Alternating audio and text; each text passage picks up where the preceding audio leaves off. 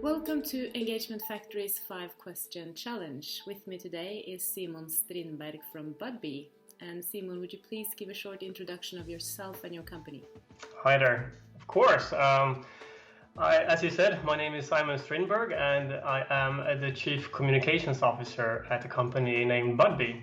And I even believe Budbee has been mentioned earlier in this show, but a short recap, Budbee, we perform environmentally friendly deliveries for e-commerce businesses, and we do so in Sweden, Finland, Denmark, and the Netherlands. And basically what we try to do is to do everything we can to make it as convenient as possible for the person receiving the products. And we try to do so by giving consumers transparency and flexibility regarding when and how they will receive their products, like on-the-minute precise ETAs and live updates and great UX experience, etc. So today we are around 150 employees and have 1,000 drivers and growing fast. Yeah, I've noticed. So would you say that you are a digital marketing newbie or a superstar? I really hope that I'm not a total noob, but I'm for sure not a superstar. I guess my ambition is to become a little bit better each day. And like the whole world of digital marketing is evolving super fast, really. And I think that people who consider themselves superstars today might not be a superstar tomorrow. And just looking at all the new technologies that pops up, as well as new channels. And I guess I would consider the most important factor to become a superstar, or at least be close to a superstar, is to continuously keep your ear to the ground and listen and learn. And as well as, of course, staying really creative, because this is a creative thing, a creative space, and last but not least, to be really consumer focused. I think it was Jeff Bezos at Amazon who said the most important single thing is to focus obsessively on the customer. And I guess that's at least one suggestion of a recipe for success, is to focus on the consumer, stay really creative, and just continuously learn and develop. That's what I believe, at least. Yeah. And speaking of the customer then, what do you think they would say about Budbee if we were to ask them? I really hope that they are satisfied, and to be honest, we ask for feedback every day from every single consumer, and have received millions of feedback points so far, and most are satisfied. But we can definitely always become better. And as you know, we deliver parcels to people's home, and a big part of the value that we create is actually is related to the digital communication that we provide. And we try to do so via, I guess you can say, a two-way digital communication, where we want to personalize the experience and make it as transparent as possible. And I guess it's not digital marketing, but it's for sure digital communication when it comes to one example that I would like to bring up. That is how we created some kind of digital communication that really was valuable for consumers, and we call it the sleeping kids functionality. And basically it all started with us seeing a pattern in the data, where the reviews and the feedback that we got didn't match our ambitions, and we couldn't really understand, because it was related to kid-related web shops, and it was also always deliveries happening a little bit later during the evening. So we were looking at the data, and we couldn't see any obvious things in the data when it comes to the drivers. They were on time, and we actually could see that the consumers before and after, they were super satisfied. So it didn't make sense. So we started to read the comments that we got from the consumers, and then we could see that of course it was very different, but the general tone was that you woke my kids up when you rang the doorbell.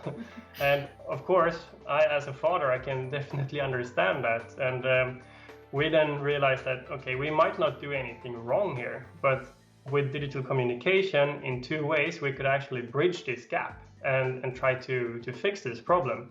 So we've made a simple feature, basically, when we made it easy for the consumer to decide if the driver should then like knock gently and whisper, or use the doorbell and talk with a normal tone of voice. And that alone, that small like bridge in digital communication, really boosted the consumer satisfaction levels. And so I guess that's a great example of how you can like incorporate digital communication in a product or a service to really boost customer satisfaction.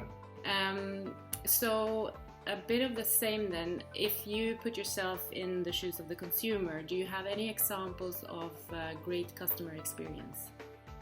I'm someone that has worked within e-commerce now for like 10 years, and so I feel almost obliged to take an example from the e-commerce ware. But for me personally, when I think about that question, I guess that like those big tech giants like Spotify and Google are the ones that really creates most value for me right now. Like, I don't know how much music that Spotify has introduced me to in the right situations. Like when I have a barbecue party, they show me a barbecue playlist, and they sort of know what I've been listening to, and they do that in a very, very great way. As well as like Google keeps me updated regarding the commute situations, etc. But taking one more like simple and creative example, I must mention one of my favorite like merchants online, that is ridestore.com. And like a challenge for a lot of e-com retailers is to build a relationship to consumers, like when you have a 100% digital journey. And then there was a first for me now. When I ordered, I received a text message a few hours later from a guy named Jesper in the warehouse, and he just texted me basically saying that, hey, my name is Jesper, and I just packed your goods and left them in the goods dispatch or whatever they called it. And if you have any questions, just feel free to text me at any time. And of course, I understand it might not be Jesper that sent that text message. I guess they've made it in a smarter way. But the way to sort of use a simple existing technique in a new way to sort of create another touch point where I feel connected to this merchant is really, really cool and innovative. Good. Thanks for that. For the past 6 months, we've been forced to become even more digital. We are working, socializing, and consuming even more online. What opportunities within digital marketing have you leveraged, or will you leverage?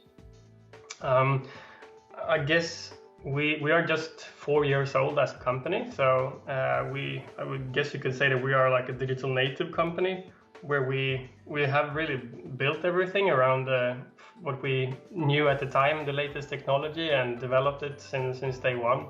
I guess it's a little bit hard to mention a single opportunity, to be honest, but I guess what we try to do is to continually assess the opportunities in front of us, and to our best effort choose the opportunities where we can get as much bang for the buck really as possible. But what we won't do is probably a lot of like more old school purchased commercials and TV and stuff like that. I think we would like to focus much more on collaborations where we can build a community, and if we do it smart enough and creative enough, we can also on top of that get a lot of earned publicity. It's really, really much harder than just buying an ad, but I think that's the way we are aiming to go, at least to as big extent as possible.